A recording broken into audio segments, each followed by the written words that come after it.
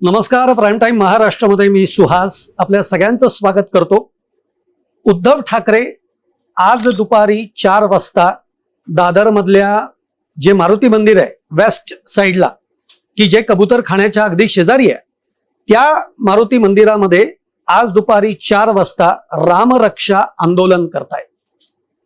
याचं कारण असं आहे की अयोध्येतल्या प्रभू श्री रामचंद्रांच्या मंदिरातल्या दानपेटीमध्ये जो सगळा घोटाळा झालाय, जी चोरी झाली आहे, या विरोधामध्ये आवाज उठवण्यासाठी उद्धव ठाकरेंची शिवसेना हे आंदोलन करते.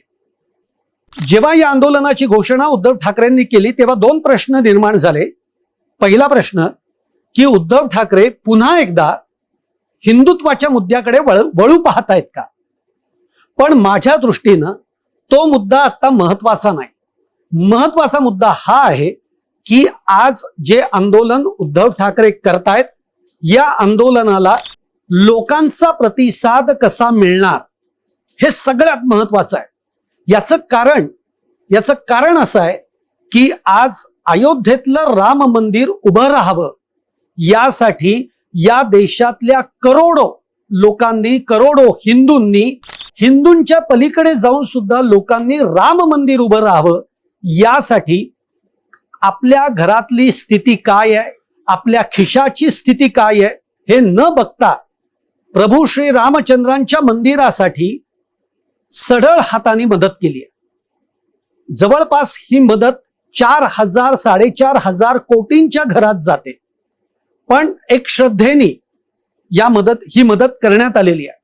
आणि अशा वेळेला याच दानपेटीवर जेव्हा त्या मंदिरातलीच मंडळी जेव्हा चोरी करतात, जेव्हा डल्ला मारतात, तेव्हा ही अत्यंत गंभीर गोष्ट आहे.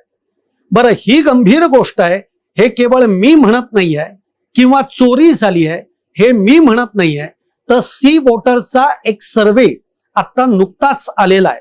सी वोटरच्या सर्वेमध्ये असं सांगितलं गेलंय की ही देशातली अत्यंतिक गंभीर बाब आहे असं अनेक जण म्हणतायत. त्याच्यामध्ये 2/3 लोक असं म्हणतायत की या चोरीला किंवा या भ्रष्टाचाराला, या घोटाळ्याला मंदिर प्रशासन जबाबदार आहे. यातले 17% लोक असं म्हणतायत की या घोटाळ्यासाठी, या चोरीसाठी उत्तर प्रदेशचं सरकार जे आहे हे सरकार जबाबदार आहे. आणि जवळपास 11% लोक असं म्हणतायत की या चोरीला, या घोटाळ्याला मंदिरातलं जे प्रशासन आहे ते प्रशासन जबाबदार आहे. थोडक्यात घोटाळा झालाय, चोरी झाली आहे हे सी वोटर मधनं लोक व्यक्त होत आहेत आणि त्याच्यावर प्रतिक्रिया देत आहेत. आता उत्तर प्रदेशचे जे मुख्यमंत्री आहेत योगी आदित्यनाथ यांनी पहिल्यांदा याचं कबुली दिलेली आहे की होय, इथे चोरी झाली आहे आणि त्यासाठी आम्ही SIT ची स्थापना करतो आहोत. म्हणजे चोरी झाली आहे हे योगी आदित्यनाथ जे उत्तर प्रदेशचे मुख्यमंत्री आहेत ते मान्य करतायत. दुसरं, कालचीच गोष्ट जर तुम्हाला आठवत असेल तर भाजपचे ज्येष्ठ नेते विनय कटियार यांनी सुद्धा एका मुलाखतीमध्ये असं सांगितलंय की प्रभू रामचंद्रांच्या मंदिरामध्ये चोरी झाली आहे हे सूर्यप्रकाशा इतकं सत्य आहे. म्हणजे चोरी झाल्याचं विनय कटियार सुद्धा मान्य करतायत. आणि त्यांनी मान्य केल्यानंतर ते पुढे जाऊन असं म्हणतात की या प्रकरणामध्ये जे चंपक राय आहेत, त्यानंतर अनिल शर्मा आहेत, किंवा अजून जी काही मंडळी आहेत, ही मंडळी आगामी काळामध्ये तुरुंगवास भोगू शकतात. हे विनय कटियार यांनी काल मुलाखतीमध्ये सांगितल्यानंतर रात्री 1:30 वाजता पंतप्रधान नरेंद्र मोदी यांनी विनय कटियार यांना फोन केला. आता पंतप्रधान नरेंद्र मोदी विनय कटियारांना फोन करतात याचा अर्थ काय?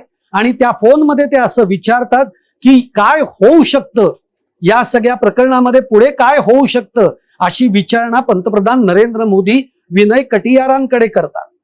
याचं कारण असं आहे की एक लक्षात घ्या, हे प्रकरण दिसतं तितकं साधन नाही. या प्रकरणामुळे पंतप्रधान नरेंद्र मोदी, भाजप, राष्ट्रीय स्वयंसेवक संघ विश्व हिंदू परिषद यांच्या पायाखालची जमीन सरकलेली आहे. कारण हा घोटाळा दिसतो तितका साधा नाही आणि करोडो लोकांच्या श्रद्धेशी निगडित असा हा घोटाळा आहे. आज संपूर्ण सोशल मीडियावरनं जेव्हा या प्रकरणी लोक व्यक्त होत आहेत, तेव्हा तब्बल 20 दिवसांनंतर राष्ट्रीय स्वयंसेवक संघाकडनं प्रतिक्रिया येते. एवढा वेळ संघाला का लागला? जो संघ या देशामध्ये ज्या अनेक गोष्टी घडामोडी घडत असतात त्याच्यावर जर तो व्यक्त होतो, तर प्रभू श्री रामचंद्रांच्या मंदिरातल्या दानपेटीमध्ये चोरी झाली आहे याच्यावर संघाला व्यक्त व्हायला इतके दिवस का लागले? तर इतके दिवस यासाठी लागले की शेवटी संघ याच्यामध्ये जी काही मंडळी अडकलेली आहेत ती विश्व हिंदू परिषदेशी संबंधित आहेत, ती पर्यायाने संघाशी संबंधित आहेत, ती पर्यायाने भाजपशी संबंधित आहेत. आणि त्यामुळे शेवटी संघाकडनं काल पहिली प्रतिक्रिया आली. संघाचे जे माझ्या मते सरचिटणीस आहेत त्यांनी पहिली प्रतिक्रिया दिली आहे की याबाबत चौकशी सुरू आहे आणि जे कोणी दोषी असतील त्यांच्यावर निश्चित कारवाई होईल. पण हे सगळं म्हणत असताना त्यांनी शेवटची जी प्रतिक्रिया दिली आहे ती फार महत्वाची आहे. ते त्या प्रतिक्रियेमध्ये असं म्हणतात की यामध्ये हिंदूंची बदनामी करण्याचा षडयंत्र आखला जातोय अशा पद्धतीचा संशय त्यांनी व्यक्त केलाय. पण मुद्दा असा आहे, हिंदूंची बदनामी याच्यामध्ये आली कुठून? आज हिंदूंनी तर सढळ हाताने प्रभू रामचंद्रांच्या मंदिरासाठी मदत केली आहे, ती हिंदूंनी केली आहे. आणि जर का ही चोरी झाली असेल तर याच्यामध्ये जे काही 8 जणांवर गुन्हे दाखल झालेत ते कोण आहेत? ते हिंदूच आहेत. आज या सगळ्यावर देखरेख करणारी मंडळी कोण आहेत? चंपक राय कोण आहेत? आज अनिल शर्मा कोण आहेत? हे सुद्धा हिंदूच आहेत. हे तर संघाशी संबंधित आहेत, हे विश्व हिंदू परिषदेशी संबंधित आहेत. मग हिंदूंना बदनाम करण्याचं षडयंत्र हे कोण करताय? हे जर मंदिरातले जे प्रशासन जे चालवतायत तेच जर का चोरी करतायत तर हिंदूंना बदनाम कोण करताय हा प्रश्न उपस्थित होतो. मग हेच मंदिरातलीच लोक जे हिंदू म्हणवतात स्वतःला आणि ज्यांनी याची ठेकेदारी आपल्याकडे घेतलेली आहे तेच जर का चोऱ्या करत असतील तर मग हिंदूंना बदनाम कोण करताय हा मुद्दा उपस्थित होतो. आणि या सगळ्या मुद्द्याला घेऊन आज उद्धव ठाकरेंनी आंदोलन छेडलेलं आहे. आंदोलन यासाठी छेडलेलं नाहीये की आज उद्धव ठाकरेंचे खासदार पळवले जात आहेत, आमदार पळवले जात आहेत, आता नगरसेवक पळवले जातील या भीतीपोटी त्यांनी हे आंदोलन छेडलं नाहीये.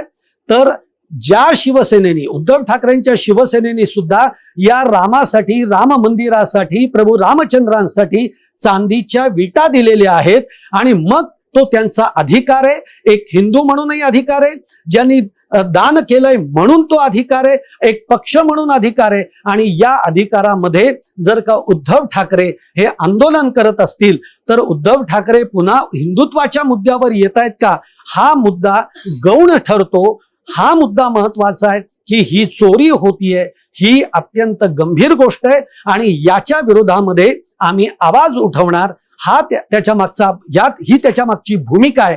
आता महत्वाचा मुद्दा हा आहे की आज दुपारी 4 वाजता होणाऱ्या रामरक्षा आंदोलनाला ज्या हिंदूंनी, ज्या या देशातल्या लोकांनी, ज्या या राज्यातल्या लोकांनी प्रभू रामचंद्रांच्या मदतीसाठी, मंदिराच्या मदतीसाठी ज्यांनी दान केलेलं आहे ते आज उद्धव ठाकरेंच्या या आंदोलनाच्या पाठीमागे उभे राहतात का? हे आंदोलन यशस्वी होतं का हे बघणं फार महत्वाचं ठरणार आहे. आज दुपारी 4 वाजता उद्धव ठाकरे दादर पश्चिमेतल्या मारुती मंदिरामधनं हे आंदोलन करतायत. जर हे आंदोलन यशस्वी झालं तर हे नक्की आहे की प्रत्येक राज्यामध्ये मग यापुढे आंदोलन केलं जाईल आणि हे आंदोलन वाढू शकतं आणि सरकार विरोधामध्ये सरकारला याचा जाब हा विचारला जाऊ शकतो. आणि म्हणून उद्धव ठाकरे जे आज आंदोलन करतायत हे त्या अर्थाने महत्वाचं त्यासाठी आहे. तुम्हाला माझा व्हिडिओ आवडला तर नक्की लाईक करा, शेअर करा आणि आमचं चॅनल सबस्क्राईब करायला विसरू नका. आणि तुमच्या देखील कमेंट या कमेंट बॉक्समध्ये जरूर टाका.